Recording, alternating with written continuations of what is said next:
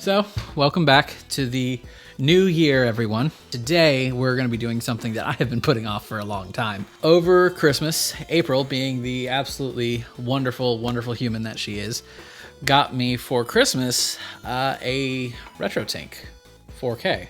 And I have most of my systems able to be routed through this through component. I've been slowly collecting HD Retrovision cables for all of the systems that I own that are able to use them, at least. And I have all of them pretty much ready to go, except for one, and that is my Nintendo 64. For anyone who doesn't know, this thing cannot natively output component video, but so long as you have an early enough revision of the system, you can tell by looking at the serial number on the back of the system. As long as it starts with an NS1, you have a version that can be easily modded to output a component signal. And that's what I want to do today, because now that I have the tank, I have no excuse to keep putting off modding the N64. The slight unfortunate thing is that I actually have 3 N64s in my possession, and only one of them is an NS1 model, and that's my childhood system. So hopefully I don't botch this, but if I can manage to pull it off, it will be nice to have my childhood system be the one that I still play on going forward. I don't think it's gonna be too hard of a mod, but it is gonna be fairly involved with like soldering and stuff. So if you're not comfortable with the soldering iron, this is not something you're gonna want to attempt. But either way, let's adjust the camera and let's get started. All right, let's get started. So the mod I bought was actually just off of Amazon. You can see it's from Bitfunks.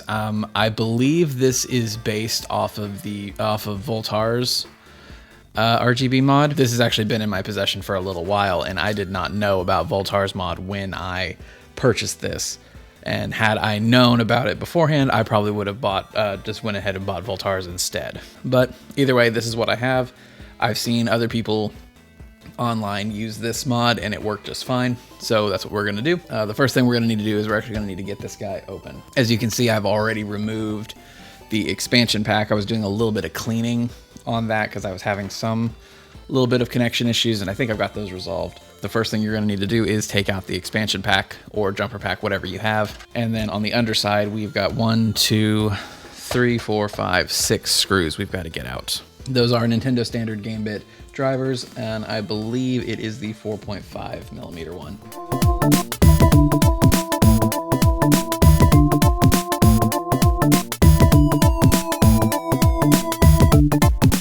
Now we are going to be dealing with a lot of screws, so you're going to want to organize these as best you can, just so that way you don't mix them up and you know what's going to have to go where. With these screws out, these 2 little caps will come off. We'll come back to that. We'll get those back eventually. We can flip the console back over and we can lift the top right off. That's a little dusty in there. Should probably take and clean this out some. So now that that's done, looks like we're gonna need 2 Phillips bits because that one's not big enough, or too big to do these screws, but this will probably be a little loose on these others. Yeah.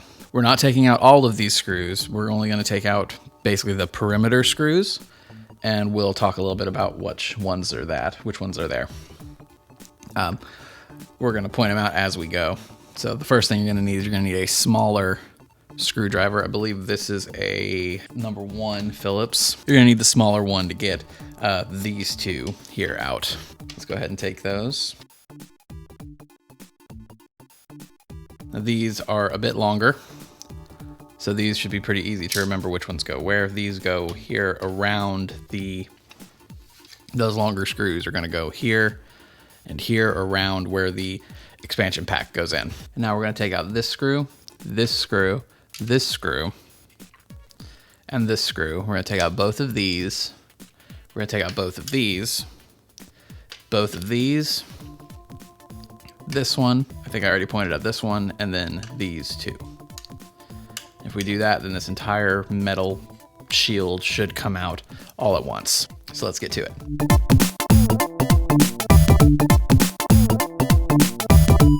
So these have little locks on them. So you want to remember which one that is. That one came out here, and so the other one next to it probably has that as well. Yeah, that one has little locks on it too. So those 2 are the lock ones. Let's keep those separate.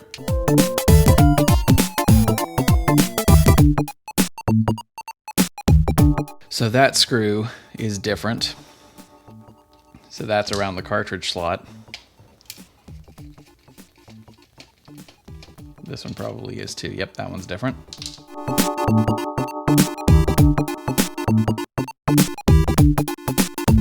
Oh, I guess I don't need to take the whole thing off. I need to get to the, I don't need to take all of this off. I need to get to the underside of it. That makes sense.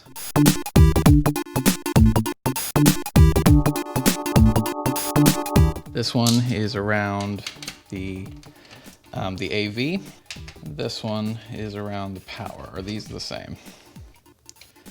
They look like they could be. Yeah, they're the same. Cool. That free, the whole thing should. So luckily, all that we're doing is under here. It's on the underside of this board. It's not, we don't have to do anything on top. So let's get our vise up here so we can grab hold of this and we can get going. So now with the AV and the power ports facing you and the controller ports away, we are going to be adding our mod to these pins right here. Okay, we're actually gonna do one other thing first. We'll set this guy to the side and we'll get our little vise here, because we've got to add wires to this mod first. At least for my sanity, it'd be easier to do it to the mod first. This thing came with a red, a green, a blue, and a yellow wire. We are going to color coordinate it red to R, G to green to G, blue to B. And then the yellow wire here is actually for the sync signal that comes from the N64. You might or might not need this. If you look at your board here, you see this little section here, this Q1. See how there's 3 little pads right there? If there is a component on those 3 pads at Q1, right there, if there is a component there, something bridging those, like a component bridging those connectors, you don't need the sync cable. But I don't have that. I don't have a component there, so I'm going to have to add the sync cable for this RGB mod to work. So we've got our soldering iron, and what I'm going to do first is I'm going to go ahead and tin these connections on it. The R, the G, and the B. The R, the G, the B, and the CS. I've got my caster solder here on recommendation from my electrical engineer friend, and we are going to just get this guy underway. When it comes to soldering, it is just take your time, research best practices, and just get an idea of what you're doing, because you can royally mess something up if you're not careful. So just take your time, ease into it, and you'll get it done.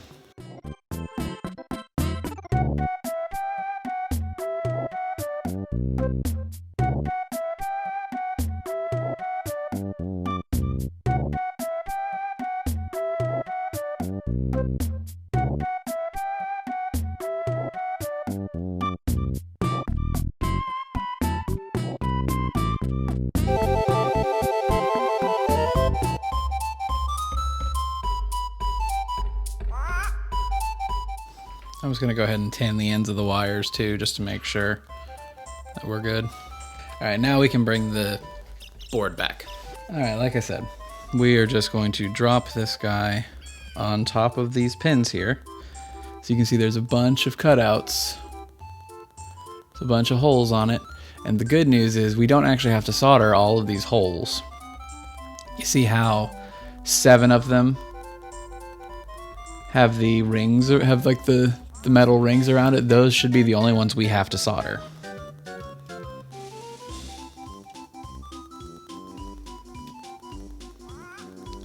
And again, just take your time.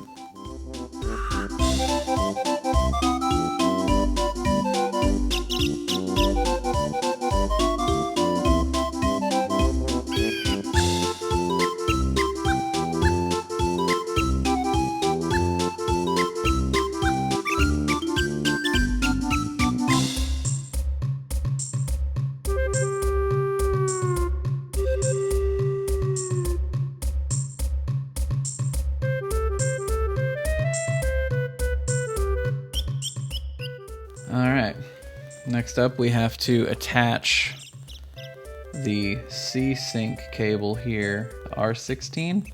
These cables are a little long. So the C-Sync will go into R16,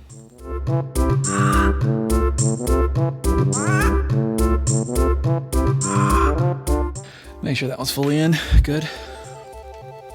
And then the R, the G, and the B all go into R10, R9, and R8 here.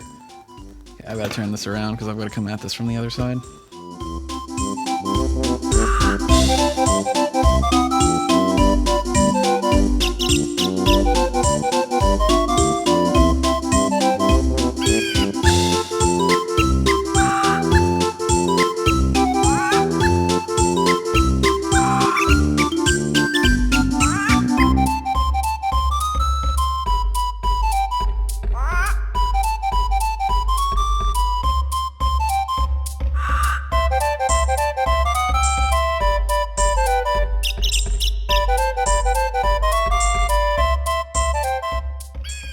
Okay, that's done, finally.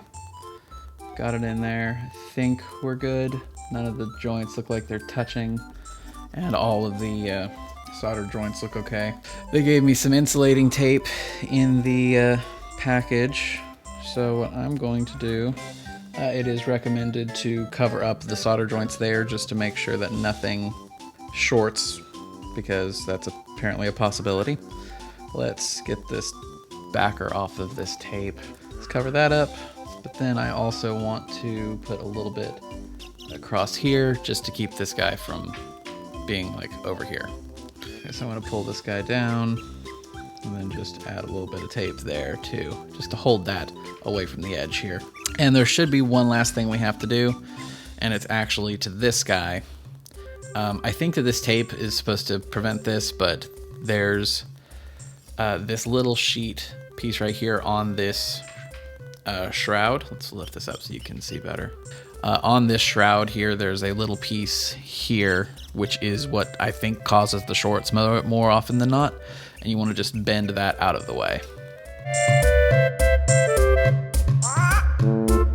Just bend it up, just like that, so that way it's not cutting down onto the piece there. And now, we should be good to go. Let's get our system back together so we can try this bad boy out. That's wrong. It goes like this. All right, let's methodically go back through and put this guy back together.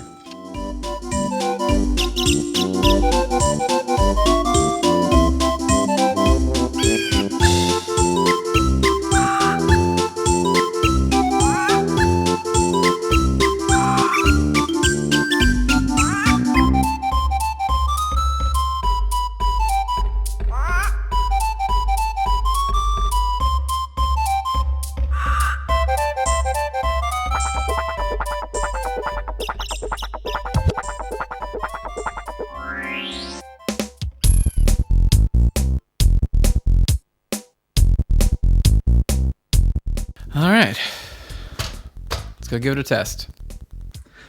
Okay, so I'm back here in the game room. I've got the TV set up.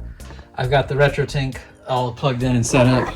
As you can see there, it's pulling the YPBR signal, the component signal. And I've got the N64 here with the HD Retrovision cable plugged into it. We're gonna drop Donkey Kong 64 into it, and we're gonna make sure it starts up. Ready? Moment of truth. Good sign? Hey! Sweet, it's working. That means the time that I spent actually doing this was not a waste, which is good. And that was that. This mod was a lot more difficult than I anticipated it being, but that's mostly because all of the components and stuff are very, very small. The actual soldering itself wasn't too bad, so long as you're comfortable working in very tiny, tight areas. But if you're good with that, then it's like 14 solder points and you're done. A little more involved than I was expecting, but still totally manageable if you are comfortable with soldering. Another thing to note about doing this, the main reason I wanted to do this is because I want to route as many systems as I can through a single component switch, rather than having a lot of them composite, a lot of them component, VGA one thrown in the mix. I want as many as I can into one I want as much as I can into the YPBR inputs on the retro tank. So if you're doing this mod to an N64 thinking you're going to get the absolute best picture quality you're going to get, you are, but it's barely any better than if you were going to run this thing through S-Video, because again, the system was not able to natively output component, so it's not, none of the games are designed to take advantage of component video. If you're in a case like mine where you want everything to run through component, this is a good mod for you to do. But if you don't care specifically about component cables and you just want the best video quality you can, you'll get away just fine with an S-Video cable for this guy. You can find one from like Insurrection Industries down, and I'll put a link down to that in the description, so that way you can go find that if that's what you're wanting. But yeah, that's done, and that's going to be it for this one. If you like the video, make sure to hit that like button, and if you like what I do here, consider subscribing, because that does help me out a lot. I want to thank you guys so much for being here, and I look forward to bringing you even more videos just like this one as we get into 2025. So again, thank you guys for being here, and I'll see you in the next one. Have a good one, y'all.